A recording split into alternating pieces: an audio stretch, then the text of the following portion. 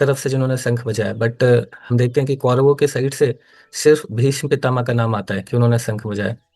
तो ऐसा क्यों था? क्योंकि जो जो उत्साह पांडवों के खेमे में, पांडवों के साइड में जो उत्साह के साथ जो वो शंख बजा रहे थे, वो उत्साह कौरवों में किसी के पास नहीं था, इसलिए संजय ने उन सभी का तो नाम नहीं लिया। बट यहाँ पे इतने सारे लोगों का नाम ले रहे हैं, और ये उत्साह क्यों है? बिकॉज भगवान इनके साइड है ना। भगवान की प्रसन्नता के लिए कार्य कर रहे हैं, भगवान के निर्देशन में कार्य कर रहे हैं, तो इसलिए एक उत्साह था सभी के हृदय में, है ना।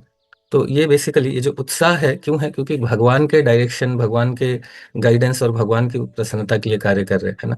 तो जब भी भगवान के जो उत्साह अल्टीमेटली एक कांस्टेंट उत्साह हमारे हृदय में तभी मेंटेन रह पाएगा जब हमारा अल्टीमेट पर्पस भगवान की सेवा, भगवान की प्रसन्नता है ना।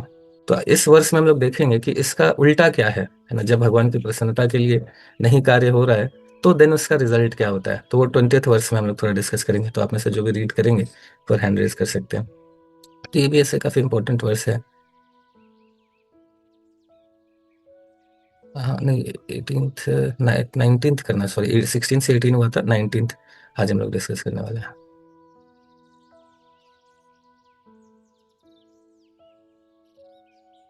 हाँ, ये गौरव की माता दी।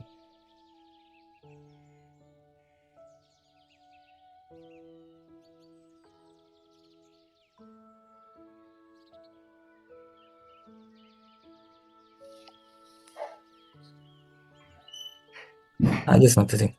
थोड़ा सा इसको एनलार्ज कर दीजिए। सघोषो धार्तराष्ट्राणां हृदयानि व्यदारयत् नभस्व पृथ्वीं चैव तुमुलो अभ्युनुनादयन्।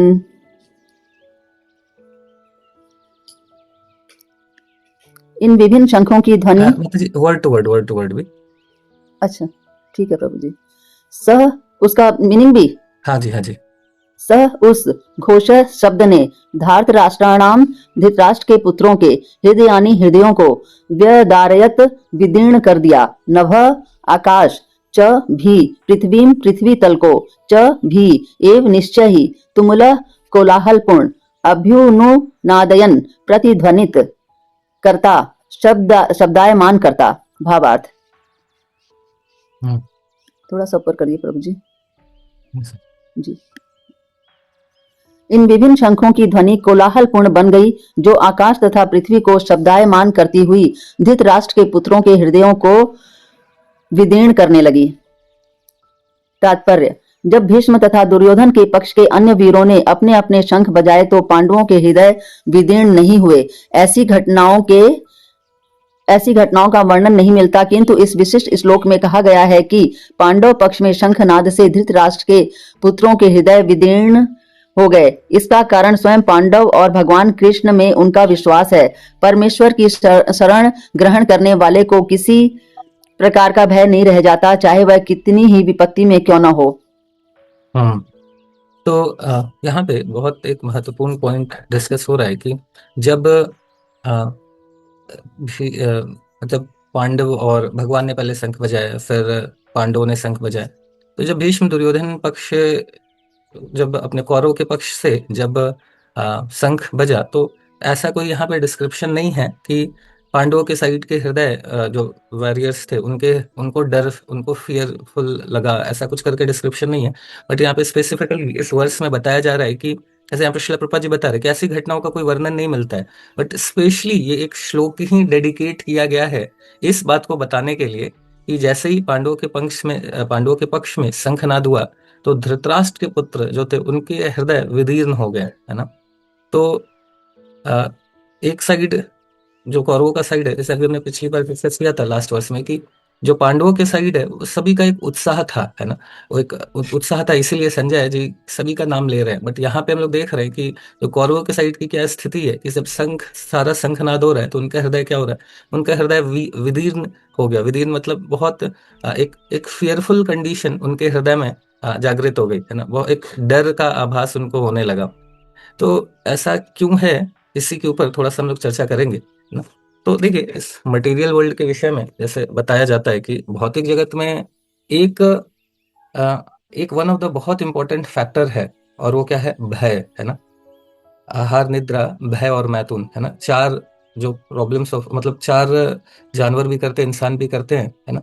तो यहाँ पे जैसे शिला प्रभुपाद जी बताते हैं कि यहाँ पे एक समस्या, एक भोजन की समस्या, मैथुन की समस्या, है ना, और निद्रा की समस्या, कैसे रेस्ट ले, और एक और समस्या है भय। और इस भौतिक जगत में जो सबसे, इन चारों में भी सबसे ज्यादा जो खतरनाक है वो क्या है? भय। हमेशा इस भौतिक जगत में हर व्यक्ति एक फियरफुल कंडीशन में रहता है। जब एक कभी चिड़िया को भी दाना खाते अगर हम देखें, तो वो भी जब बेचारी दाना खाती है ना, तो इधर देखती है, उधर देखती है, फिर थोड़ा सा खाती है, फिर इधर देखती है, फिर उधर देखती है, फिर थोड़ा खाती है। तो हमेशा एक एक डर, डर हमेशा एक फील होता रहता है सभी को। इस भौतिक जगत का वो एक स्वभाव है ना।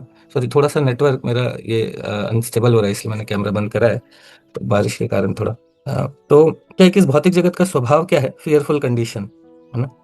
जब भी व्यक्ति जगता है, उठने के बाद से ही उसको एक डर लगता है ना। तो हर व्यक्ति किसी न किसी से डर रहा है, पति पत्नी से डर रहे हैं, पत्नी पति से डर रहे हैं, बॉस से डर रहे हैं। बिजनेस में भी जो व्यक्ति जाता है तो भी लगता है कि पता नहीं आज क्या होगा, क्लाइंट आएंगे नहीं आएंगे, है ना, कुछ कमाई होगी नहीं होगी। तो ये जो डर है वो सभी के हृदय में है। अभी हर एक रिलेशनशिप में एक फियर रहता है कि कहीं कुछ गलत ना हो जाए, कहीं कोई रुष्ट नहीं हो जाए, कहीं कोई कुछ हमारे साथ कुछ गलत नहीं कर दे, है ना। इवन जो मालिक है उसको भी डर लगता है सर्वेंट से, है ना, छोड़ के नहीं भाग जाए कंपनी, है ना, हमारा क्या होगा। जो सर्वेंट है उनको भी बॉस से डर लगता है ना, कि पता नहीं मुझे निकाल नहीं दे। तो हर कोई हर किसी से फियरफुल तो फील होता ही रहता है, और यही इस भौतिक जगत का एक सबसे इम्पोर्टेंट फैक्टर है ना। कोई भी घर से निकल रहा है तो भी फेयरफुल है हमेशा। एक मतलब इस एक फियर को वो फील करता रहता है। और इसके विपरीत जो आध्यात्मिक जगत है, आध्यात्मिक जगत में क्या है कि आ, वहां पे कोई फियर नहीं है ना। इसलिए आध्यात्मिक जगत को क्या बोलते हैं? वैकुंठ बोलते हैं। वैकुंठ मतलब, वैकुंठ मतलब, वै मतलब नो, नहीं, और कुंठ मतलब किसी भी तरीके का फ्रस्ट्रेशन, चिंता या डर है। तो जैसे भौतिक जगत में एक प्रीडोमिनेटिंग फैक्टर है फियर, हमेशा एक व्यक्ति को डर तो रहता है। बट आध्यात्मिक जगत में क्या है कि किसी तरीके का कोई डर नहीं है, किसी तरीके की कोई चिंता नहीं है, किसी तरीके कोई फ्रस्ट्रेशन नहीं है ना। और इस डर में भी सबसे ज्यादा जो डर है वो क्या है? फियर ऑफ डेथ है ना। बाकी सारे डरों में ऐसे तो मतलब जो भी व्यक्ति है, अभी अभी खैर ऐसा ये भी एक, जैसे एक सर्वे वगैरह करा गया था तो उसमें देखा गया कि सबसे ज्यादा किस चीज से लोग डर रहे हैं। तो ये भी एक ताकि ये स्टेज फियर कई लोग मरने से ज्यादा स्टेज पे बोलने से डर रहे हैं, है ना। तो आ, तो ये अभी की स्थिति खैर डिफरेंट ही है। लेकिन वास्तव में जो एक चिंता, जेन्युइनली एक चिंता सभी के हृदय में होनी भी चाहिए, है ना, होनी भी चाहिए। फियर ऑफ डेथ तो इम्पोर्टेंट भी है। और वास्तव में एक्चुअली ये जो फियर ऑफ डेथ है, ये यही फियर भी अलग अलग रूपों से प्रकट होता रहता है। बट अल्टीमेटली जो ये फियर ऑफ डेथ है इस भौतिक जगत में, है ना, भले हम उसको, जैसे हम लोग महाभारत में देखते भी हैं कि जब यक्ष प्रश्न पूछते हैं, है ना, अपने युधिष्ठिर महाराज से, तो वो बोलते हैं कि सबसे बड़ा आश्चर्य भी है ना, कि मृत्यु इज, मतलब सभी के जीवन में मृत्यु तो पक्का है ना, बट फिर भी लोग सोचते हैं कि पता नहीं मेरे में तो भी बहुत टाइम है ना। तो हम भले फॉरगेटफुल हो जाए, लेकिन एक फियर ऑफ डेथ तो इस भौतिक जगत में सबसे ज्यादा प्रीडोमिनेटिंग है, क्योंकि किसी को भी ये नहीं पता होता कि कब क्या हो, है ना। तो डर हमेशा हर किसी को किसी न किसी चीज से तो डर लगता रहता है। बट जो सबसे बड़ा डर इस भौतिक जगत में क्या है? फियर ऑफ डेथ है ना। और कोई भी जो व्यक्ति थोड़ा सा मैच्योरिटी गेन करते हैं, थोड़ा सा जब एक स्टेबिलिटी तक आते हैं, तो उनको दिन समझ में आता है ना, जैसे जैसे व्यक्ति अपने स्पेशली ओल्ड एज की तरफ बढ़ता है, तो फिर उसको समझ में आता है कि, है ना, अरे ये सारा कुछ मेरे से, अभी अगर मृत्यु होती है तो ये सब कुछ मेरे से क्या हो जाएगा? छूट जाएगा, है ना। और फिर पता नहीं होता है कि मृत्यु के बाद क्या होगा। मृत्यु के बाद पता नहीं मैं, मतलब मैं कहाँ जाने वाला हूँ, है ना। सबसे ज्यादा तो ये इतनी मेहनत करके मैंने जो सारा कुछ प्रॉपर्टी गेन करा है, इतना कुछ ये मैंने एक्वायर करा है ना, ये सब जाने वाला है। तो वो भी एक अपने आप में बहुत बड़ा फ्रस्ट्रेशन का कारण बन जाता है कि जो भी कुछ मैंने अभी तक एक्वायर किया, कुछ भी मेरे साथ नहीं जाएगा, है ना। तो ये सब चीजों को जब व्यक्ति सोचता है तो उसका फियर और बढ़ता चला जाता है कि अभी क्या है, ये सारा कुछ मेरे से जाने वाला है ना। ये सारे सगी संबंधी, प्रॉपर्टी, है ना, सब कुछ एक समय में चला जाएगा। तो ये जो फियर है, ये बहुत बड़ा फियर है इस भौतिक जगत का। बट आध्यात्मिक जगत में इसके विपरीत क्या है? आध्यात्मिक जगत में क्या है कि बॉडी चेंज करने का टेंशन ही नहीं है ना। तो इसलिए फिर ये जो फियर है कि कुछ भी छूटेगा, क्योंकि हर कुछ वहां पे क्या है, परमानेंट है। तो ये जो सबसे बड़ा डर है, इसलिए इसलिए बताते हैं कि आध्यात्मिक जगत में किसी तरीके का डर नहीं है ना, वैकुंठ प्लानट है, क्योंकि वहां पे ना तो कोई बॉडी चेंज करने का टेंशन है ना तो मृत्यु का tension. Even even up to Brahma Lok भी ये जो फियर ऑफ डेथ है वो नहीं जाता है, ब्रह्म लोक तक में भी ये फियर ऑफ डेथ है, सिर्फ भगवान के धाम में ये फियर ऑफ डेथ नहीं है, स्पिरिचुअल वर्ल्ड में ना। तो लेकिन इसके साथ साथ अगर हम देखें कि ठीक है चलो आध्यात्मिक जगत में तो नहीं है डर, but what about this material world. तो इस मटेरियल वर्ल्ड में भी जो डिवोटीज हैं उनके हृदय में कोई डर नहीं है। जैसे यहाँ पे भी हम लोग देख रहे हैं कि जो पांडव थे, पांडव के हृदय में कोई भी, ठीक है इतने बड़े बड़े वॉरियर हैं, सब शंख बजा रहे हैं, बट ऐसा कोई डिस्क्रिप्शन नहीं हुआ कि पांडवों के हृदय में कोई डर फील हुआ हो, है ना। क्यों ऐसा है? क्योंकि इस फियर को निकालने का, इस फियर ऑफ डेथ हो या किसी भी तरीके का फियर को निकालने का एक ही तरीका है। तो कैसे ये निकल सकता है ना? जिसने कौन कौन ये फियर से बाहर निकल सकता है? जो भगवान का कंप्लीट शेल्टर ले, है ना। जैसे भगवान का एक नाम है अभय चरण, है ना। जो क्या दे सकते हैं? अभय दे सकते हैं। अभय मीन्स भय से, वही और कोई है ही नहीं जो इस भय से, फियर ऑफ, स्पेशली ये फियर ऑफ डेथ से कोई मुक्ति दे सके, कोई इससे बचा ले, तो और कोई है ही नहीं, कोई और ऑप्शन ही नहीं है। सिर्फ एक ही चीज है, और वो क्या है? भगवान का शेल्टर जिसने लिया है ना, वही इस फियर से बच सकता है। भगवान इवन जैसे 15वां अध्याय में बोलते भी है ना, मत स्मृति ज्ञानम अपोहनम च, है ना, कि मैं सभी के हृदय में रहता हूँ और मैं ही क्या देता हूँ, हर किसी को रिमेम्बरेंस है, नॉलेज है, फॉरगेटफुलनेस है, ये सब भगवान ही देते हैं। तो जो भगवान भक्तों के हृदय में, जब हम भक्ति करते हैं तो भगवान भक्तों के हृदय में ये फियर कैसे भक्तों के हृदय से निकलता कैसे है, तो उसके ऊपर भी जैसे हम थोड़ा सा चर्चा करेंगे। तो 15 अध्याय में जैसे भगवान बोल रहे हैं कि ये सारा कुछ भगवान ही हृदय में बैठ के, चाहे ज्ञान है, चाहे भूलना है, रिमेम्बरेंस है, सब भगवान देते हैं। तो भक्तों के हृदय में जब हम भक्ति करते हैं तो ग्रेजुअली भगवान क्या करते हैं, हमें ये रियलाइज कराना शुरू करते हैं कि आप क्या हो, ये शरीर नहीं हो, या आप शरीर नहीं हो, आप आत्मा हो। तो जैसे जैसे हम इस बात को रियलाइज करेंगे कि अच्छा शरीर नहीं है, आत्मा है, तो फिर अपने आप ही ये डेथ चला जाएगा। क्योंकि ये जो फियर है बिकॉज ऑफ, किसके कारण है? बिकॉज ऑफ बॉडी कॉन्शियसनेस है ना। जितना ज्यादा हम अपने आप को शरीर से आइडेंटिफाई करेंगे उतना ज्यादा ही हम डरेंगे ना। जितना ज्यादा हम सोचेंगे कि अच्छा हम शरीर है, हमें कहीं से भी काटा जा सकता है, कभी भी काटा जा सकता है, कहीं भी मारा जा सकता है, कभी भी जलाया जा सकता है ना। तो जैसे ही हम सोचते हैं कि हम शरीर हैं, तो उतना ही ज्यादा ये फियरफुल कंडीशन रहता है। और जितना ज्यादा हम ये समझेंगे कि हम शरीर नहीं है, आत्मा है, तो आत्मा को तो ना तो काटा जा सकता है, ना तो छाटा जा सकता है, ना तो जलाया जा सकता है, ना तो डुबोया जा सकता है ना। तो फिर आ, फिर जो, जैसे ही हम इस बात को समझते हैं कि हम शरीर नहीं है, आत्मा है, तो ग्रेजुअली वो फियर निकल जाएगा, है ना। जितना ज्यादा हम कन्विंस हैं कि हम शरीर नहीं है, आत्मा है, उतना ज्यादा हम इस फियर से निकल जाएंगे। दूसरा रीजन ये है इस फियर से निकलने का कि एक्टिविटी चेंज हो जाती है ना। हमें डर होता है कोई कंपनी के, अब जैसे वो अभी था ना एप्स्टीन फाइल्स वगैरह का जो केस आया था, उसमें क्या है कि बिलियनियर मिलेनियर लोग हैं, अरबपति खरबपति लोग हैं। अब उनको पता है कि यार अभी इतना सारा पैसा है, इतनी सारी प्रॉपर्टी है मेरी, मैं मर जाऊंगा, है ना, तो फिर क्या होगा, मेरा सारा कुछ चला जाएगा। तो कितना, सोचिए कितना घटिया क्राइम करने के लिए रेडी है ना। जैसे उनको ये कि छोटे बच्चे जब वो डरते हैं, तो ऐसा करके कोई बता रहे थे कि मतलब जो छोटे बच्चे उनका उनका खून पीते थे वो। क्यों? क्योंकि जब बच्चे डरते हैं तो उनके कुछ ऐसा, कोई बेवकूफ साइंटिस्ट ने इस तरह का कुछ डिस्कवरी करा है कि वो डरते हैं तो उनके जो ब्लड में कुछ ऐसा ये निकलता है, कुछ हार्मोन्स वगैरह कुछ इस तरीके का निकलता है, केमिकल्स, जिसको पीने से यूथफुलनेस बढ़ता है। तो उसको डरा डरा के छोटे बच्चों का खून पीते थे। अब सोचिए ये डर के कारण मतलब कितना ऐसा ऐसा कार्य कर उनको खा रहे हैं, मतलब। तो ये क्या है कि डर है एक, कि जो आज मैं कर रहा हूँ जिस पोजीशन पे, वो सब चला जाएगा, है ना। तो ये भी एक second second one of the reason of डर है कि मेरे पोस्ट पोजीशन। एक तो ये है कि आगे पता नहीं क्या होगा, है ना।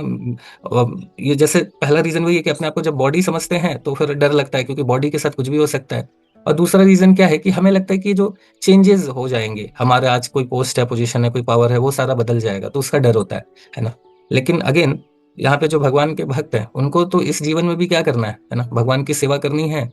मर भी गए तो भगवान की सेवा करनी है, अगले जन्म में भी भगवान की सेवा करनी है। तो अल्टीमेटली जितना फिक्स्ड अप इस बात पे हम हैं कि हमें तो करनी भगवान की सेवा ही है, उतना ही हम इस फियर से बाहर निकलते चले जाएंगे। क्योंकि एक्टिविटी, ठीक है, जैसे कोई भक्त है, अभी उनको भगवान की सेवा से मतलब है, उनको बोला जाएगा आप एक काम करो, कुकिंग करो, बोले नहीं कुकिंग, तो थोड़े समय बोला जाए नहीं कुकिंग नहीं करो, आप एक काम करो कि आप जाके ना झाड़ू पोछा कर लो, झाड़ू पोछा कर लेंगे, बोले नहीं आप एक काम करो, आप सेशन दे लो, सेशन दे लेंगे। तो जो भक्त है, जिनको भगवान की सेवा से अटैचमेंट है, उनको कोई फर्क नहीं पड़ता है क्या सेवा कर रहे हैं, है ना। तो उसी तरीके से ये जो जो डिवोटीज हैं, है ना, तो उनका क्या है कि ठीक है, अल्टीमेटली भगवान की सेवा ही करनी है जिस भी स्थिति में। बट जो नहीं भक्त है, उनको लगता है कि सब चीज चला जाएगा, उसके लिए कितना भी क्राइम करने के लिए रेडी है ना। इवन एग्जाम्पल भी हम लोग देखते हैं, जैसे शिला प्रभुपाद जी, एक सेकेंड वर्ल्ड वर्ल्ड वॉर चल रहा था, वर्ल्ड वॉर चल रहा था, तो उस समय शिला प्रभुपाद जी बताते हैं कि अभी हम लोग क्या करेंगे, अभी हम लोग हरिनाम संकीर्तन करेंगे, तो लोग बहुत डर रहे हैं। इस समय हम लोग हरिनाम संकीर्तन करेंगे तो लोग थोड़ा उस फियर से बाहर भी निकल पाएंगे। और दूसरा उनको फिर ये चीज, उनका जो रियलाइजेशन बढ़ेगा कि देखो ये भक्ति करने से ये फियर खत्म होता है, तो वो भी भक्ति की तरफ आगे बढ़ेंगे। तो बॉम्ब गिर रहा है, लोग भाग रहे हैं, और शिला प्रभुपाद जी कुछ भक्तों के साथ संकीर्तन कर रहे हैं, है ना। बाद में ग्रेजुअली धीरे धीरे बहुत सारे लोग प्रभुपाद जी को ज्वाइन कर लेते हैं, सब लोग संकीर्तन करने लगते हैं।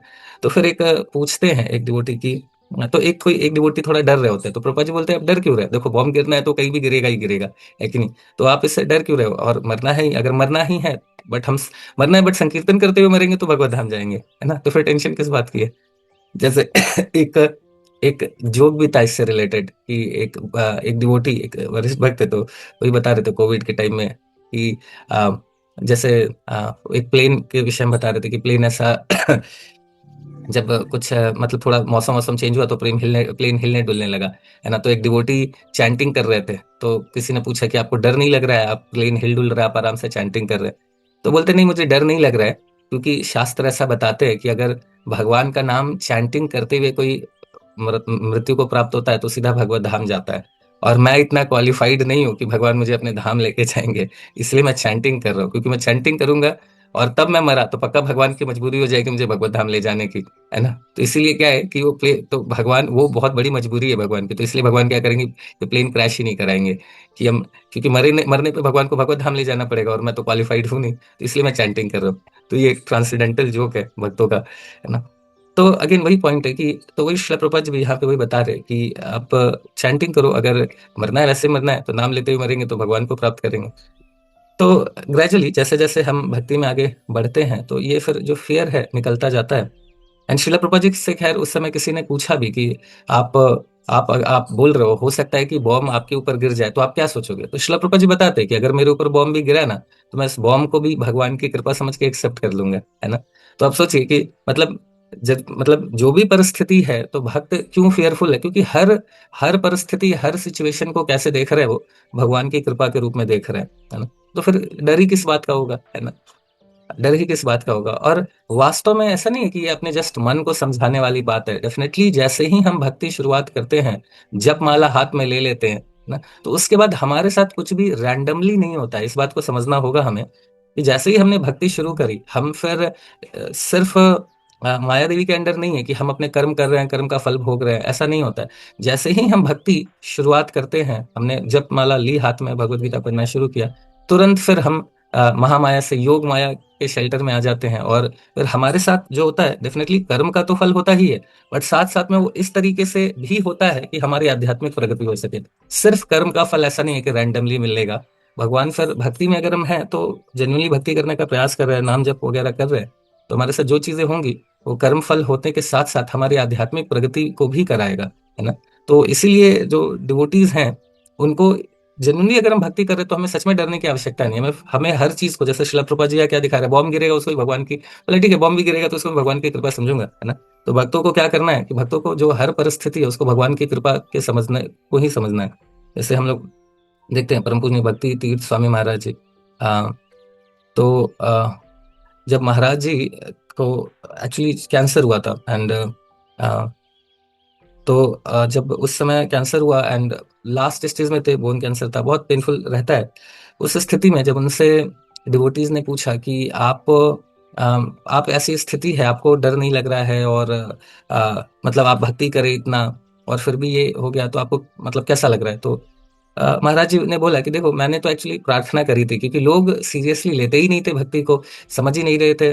तो मैंने भगवान से प्रार्थना करी थी कि भगवान, ये लोग मेरी बात को सीरियसली नहीं ले रहे हैं, आप प्लीज मतलब मुझे कुछ ऐसी बीमारी दे दीजिए कि लोगों को लगे कि यार ये व्यक्ति तो मरने वाला है, अब तो झूठ नहीं बोलेगा ना, है ना, और ताकि मैं प्रचार कर सकूं। तो आप इमेजिन कीजिए कि एक नॉर्मल व्यक्ति के लिए छोटा छोटा चीजें से हम कितना प्रभावित हो जाते हैं। बट एक शुद्ध भक्त वो प्रार्थना कर रहे हैं कि किसी तरीके से इन लोगों का उद्धार हो जाए, उसके लिए भले मुझे कुछ भी हो जाए चलेगा, है ना। एंड फिर महाराज जी बताते हुए कि पिछले साल भर में मैंने जो प्रचार किया है, मुझे नहीं लगता कि पूरे जीवन भर में कर पाता, है ना। तो कैसे एक शुद्ध भक्त उस सारे फियर को बाहर निकाल पाते हैं, है ना। एकदम तो वो देख सकते हैं यहाँ पे। इवन हम लोग अभी नरसिम्हा महान अवतार नरसिम्हा मूवी भी देखा हमने, है ना, उसमें भी हमने देखा है, और थोड़ा तो हमने पढ़ा भी है खैर पहले भी, कि कैसे अ, जो हिरण्यकशिपु का सबसे बड़ा टेंशन यही था कि उनका बेटा डरता ही नहीं था उनसे, है ना। मतलब वो बोल रहे तुमको मार दूंगा, ये कर दूंगा, वो कर दूंगा, देखते हैं कि प्रहलाद महाराज बिल्कुल फियरलेस खड़े। तो उनके फियरलेसनेस को देख के ये सबसे ज्यादा गुस्सा और टेंशन इसी बात का था उनको कि यार ये डर क्यों नहीं रहा है ना, इसको कुछ भी करो ये डर ही नहीं रहा है ना। तो क्योंकि प्रहलाद महाराज को डर नहीं था। जैसे बहुत सुंदर वहां पे अ, विष्णु पुराण से बहुत सुंदर इंसिडेंट है जो वहां पे दिखाया जाता है, उस मूवी में दिखाया गया है कि कैसे प्रहलाद महाराज को जब ऊपर लेके जाते हैं, है ना, तो एकदम सबसे ऊपर लेके जाते हैं पहाड़ से धक्का देने के लिए, है ना। और तो फिर पूछते हैं जो असुर लोग, पूछते हैं कि तुमको डर नहीं लग रहा है क्या। तो बोले कि नहीं, डर किस बात का, अगर भगवान को बचाना होगा तो बचा लेंगे, नहीं बचाना होगा तो नहीं बचाएंगे, अल्टीमेटली बचाने वाले तो भगवान ही हैं, है ना। अभी तक उन्होंने ही बचाया, आगे वही बचाएंगे, ऐसा करके। तो फिर अगर फिर पूछते हैं कि अगर आपको भगवान के ऊपर इतना विश्वास है ना, मान लो अभी तक तो बचा लिया, बट अभी मैं धक्का दूं और आपको नहीं बचाया तो क्या होगा, है ना। तो प्रहलाद महाराज बहुत सुंदर वो स्टेटमेंट बोलते हैं, बोलते नहीं बचाया तो नहीं बचाया, वो मेरे नाथ है, उनकी इच्छा, है ना, मैं तो उनका सेवक हूँ, वो जैसा चाहे, वो मेरे साथ जैसा चाहे वैसा कर सकते हैं, है ना। तो ये कितना इंपॉर्टेंट पावरफुल स्टेटमेंट है ना, कि भगवान तो मेरे सुहृदम हैं, सबसे बड़े वेल विशर हैं, और भगवान मेरे से इतना प्रेम करते हैं, तो मेरे साथ जो भी करेंगे मेरे लिए जो बेस्ट होगा, है ना, वो वही करेंगे, तो फिर डर किस बात का, है ना। तो नहीं बचाया तो नहीं बचाया, ये कितना पावरफुल स्टेटमेंट है ना। तो उसी तरीके से आप देखिए कि ऐसा अगर रहेगा तो कहाँ से डर लगने वाला है ना। जैसे श्रीमद् भागवतम में एक और इंसिडेंट आता है कि कैसे जैसे अम्बरीश महाराज हैं, तो दुर्वासा मुनि उनसे थोड़ा सा द्वेष कर रहे होते हैं, और कि इतना फेम इनका बढ़ रहा है, तो जाके, मैं जस्ट कट शॉर्ट कर रहा हूँ, समय भी हो गया है, तो कट शॉर्ट करके बस यही है कि उनको फिर मतलब जैसे एकादशी का ये होता है कि पारण के लिए बोलते हैं कि चलो मैं, आप वेट करो मैं आ रहा हूँ, और तब तक आप पारण, मतलब मैं आ रहा हूँ, फिर साथ में मिलकर पारण करेंगे, एकादशी का फास्ट ब्रेक करेंगे। अब अम्बरीश महाराज वेट कर रहे होते हैं, बट अब एकादशी का टाइम, फास्ट जो फास्ट ब्रेक का टाइम है वो निकल रहा होता है। तो जब निकल रहा होता है तो फिर वो सोचते हैं कि अभी तो बाकी जो साधु संत है उनसे वो डिस्कस करते, बोले अभी तो टाइम निकल रहा है, तो वो लोग सजेस्ट करते हैं कि कोई बात नहीं है, आप ना पानी से फास्ट ब्रेक कर लीजिए, एक तो उनका भी सम्मान रह जाएगा, और पानी से फास्ट ब्रेक करना तो फास्ट भी ब्रेक हो जाएगा, और पानी लेना तो कोई बहुत बड़ी बात है नहीं। तो बाकी साधु संत वहां पे बोलते हैं तो ले लेते, जैसे ही लेते वो तो रास्तों में वेट कर रहे होते हैं कि कुछ करे और मैं तुरंत प्रकट हूँ, तो तुरंत वो आ जाते, बोले तुमने मेरे बिना फास्ट कैसे तोड़ा, अभी मैं तुमको मृत्यु दंड दूंगा। फिर ऐसे तुरंत अपनी जटा से एक असुर प्रकट करते हैं इनको मारने के लिए, एंड अम्बरीश महाराज बिल्कुल स्टेबल होके खड़े रहते हैं, चलो कोई बात नहीं है, ठीक है जो भी है चलेगा, अभी तो जैसे भगवान की इच्छा है ना, वो हाथ जोड़ के खड़े रहते हैं, बट इमीडिएटली सुदर्शन चक्र आ जाता है, और फिर वो दुर्वासा मुनि को दौड़ाने लगता है ना। तो दुर्वासा मुनि बहुत बड़े मतलब बहुत बड़े मुनि थे, बहुत बड़े ऋषि मुनि थे, बट स्टिल उनको भी डर क्यों लगता है, तो इसके लिए भी हमारे आचार्य बताते हैं कि क्यों उनके हृदय में डर लगता है। ऐसे तो इतने बड़े तपस्वी हैं, है ना, बट उनके हृदय में क्यों डर लगता है, क्योंकि उन्होंने वैष्णव अपराध करा था, क्योंकि उन्होंने अम्बरीश महाराज जी के चरणों में अपराध किया था, इसीलिए उनके हृदय में फिर डर प्रकट हो गया, है ना। तो ये भी एक बताते हैं हमारे आचार्य श्री प्रभुपाद जी की, ये जो डर बढ़ता है कैसे, जब हम भक्तों के चरणों में अपराध होता है तो फिर ये डर बढ़ने लगता है ना। अदरवाइज भक्तों के जीवन में तो फेयर करके कुछ है नहीं। ठीक है, तो अगेन और भी भागवतम में और भी स्टोरीज आते हैं कि कैसे वृत्तासुर के केस में वृत्तासुर और इंद्र की लड़ाई होती है, तो वृत्तासुर भी इंद्र को बोल रहते हैं कि अभी कोई बात नहीं, मैं एकदम, आप मुझे मारने के लिए ना, आप एक काम करो, आप ये जो थंडर बोल्ट है इसका इस्तेमाल करो, है ना। और वो अपना बिल्कुल भगवान के चरणों पे अपना ध्यान केंद्रित कर लेते, बोलते भी चलाओ मुझे मार दो। तो मतलब ऐसे जस्ट खैर कट शॉर्ट करके शॉर्ट शॉर्ट स्टोरी में बताया, तो ऐसा अनेकों अनेकों रेफरेंस मिलता है शास्त्रों में कि कैसे भगवान के भक्त लोग ने इन मतलब इस फियर को निकाला है। और जस्ट कंक्लूड करने का बस इसी बात से आई विल कंक्लूड कि ये जो डर है हृदय से, दो चीज हमने डिस्कस किया था, डर किस बात का होता है, तो ये है कि सारा कुछ पोस्ट पोजीशन सब कुछ चला जाएगा, और दूसरा डर का रीजन है बॉडी से आइडेंटिफाई करना। जब हम भक्ति से करते हैं तो भक्ति जब करना शुरू करते हैं तो फिर क्या होता है, एक तो हमें भगवान ये रियलाइज, भगवान हृदय में बैठे हैं और वही स्मृति, फॉरगेटफुलनेस सब कुछ देते हैं, तो वही रियलाइज कराने लगते हैं कि तुम शरीर नहीं हो, आत्मा हो।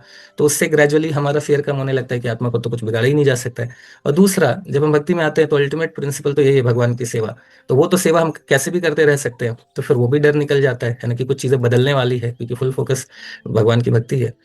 तो ये है अल्टीमेट स्टेज। बट हम शुरुआत में भी, जब भक्ति के इनिशियल स्टेज में भी हैं, जब हमने माला शुरू कर दिया, भगवत गीता पढ़ना शुरू कर दिया, तब भी ग्रेजुअली हमें कुछ भी हमारे जीवन में परिस्थिति हो रही है तो डरना नहीं चाहिए, ये समझ के कि अभी जो भी परिस्थिति है, हम ऐसा नहीं, हमारे साथ कुछ भी रैंडम हो सकता है, हमारे साथ जो भी होगा वो भगवान के सुपरविजन में हो रहा है। तो कुछ भी ऐसा रैंडम नहीं हो पाएगा, रैंडम नहीं होगा हमारे साथ जो भी होगा वो भगवान की कृपा से ही होगा। और हाँ, तो हमारा कुछ ऐसा बिगड़ेगा नहीं, जितना ज्यादा मतलब जो भी भगवान दे रहे हैं वो हमारे कर्म का फल भी कट जाएगा और साथ साथ हमारी आध्यात्मिक प्रगति भी हो जाएगी। तो भगवान इस तरीके से अरेंजमेंट्स हमारे साथ करेंगे, है ना। तो ये एक मतलब जब भक्ति में हम आते हैं तो ग्रेजुअली हमारा थॉट प्रोसेस इस तरीके से होना चाहिए कि जैसे जैसे हमारी आध्यात्मिक प्रगति बढ़ती रहेगी तो हमारे साथ जो हो रहा है, रैदर देन ऐसा हमारे साथ क्यों हो रहा है, इसके ऊपर फोकस करने, ऐसा ऐसा कैसे हो गया, ऐसा नहीं होना चाहिए, ऐसा कैसे हो गया, ये सोचने की जगह हमें रादर देन ये सोचना है कि हम अगर भक्ति कर रहे हैं फिर भी हमारे साथ ऐसी चीजें हो रही है तो इसमें कुछ ना कुछ भगवान की कृपा तो छुपी हुई है ना। जैसे हमने काफी समय पहले एक बार चर्चा करा था कि एक व्यक्ति ऐसे ही बैठा हुआ था और छत का एक मतलब एक ईंट गिर गई उसके सर पे, तो उसका सर फूट गया। अब वो तो फिर वो बाकी पड़ोसी वड़ोसी आगे बोले कि भैया चलो तुमको हॉस्पिटल लेके चलो, तो बोले नहीं नहीं बहुत बिल बना देंगे ये लोग। तो बोलते हैं अरे कोई बात नहीं है, बट तुम्हारा सर फूट गया, बोले अरे कोई नहीं मैं हैंडी प्लस लगा लूंगा, आप छोड़ो। फिर ये बोलते हैं कि अरे चलो तो ज्यादा कोई खून वून निकल गया, डॉक्टर से चेक करवा लेते हैं, फिर लेके हॉस्पिटल जाते हैं। अभी हॉस्पिटल लेके जाते हैं तो उसको पूरा मरहम पट्टी वगैरह करते हैं, है ना। तो अब बिल 10-15 हज़ार का बना देते हैं डॉक्टर, तो वो चिल्लाने लगता है अरे क्या ये 15 हज़ार का मेरा बिल बना दिया, हैंडी प्लस से काम चल जाता 2 रुपए के, है ना। तो फिर बाकी लोग बोलते हैं कि भैया अच्छा हुआ तुमको यहाँ ले आए, है ना, वो जब तुम इधर आए हो तो पूरा का पूरा छत गिर गया है ना। तो भगवान ने तो एक ईंट गिरा के तुमको बचा लिया, है ना। तो वही है कि जब भक्ति में हम आते हैं तो हमको ये समझना है कि अगर ईंट गिरा है तो इसमें भी भगवान की कृपा है, हो सकता है छत गिरने वाला और हमें बचा रहे हो। इस तरीके से हम सोचेंगे तो इस फिर से बच सकते हैं। ठीक है जी माता जी। हरे कृष्णा कृष्ण कृष्ण हरे हरे हरे राम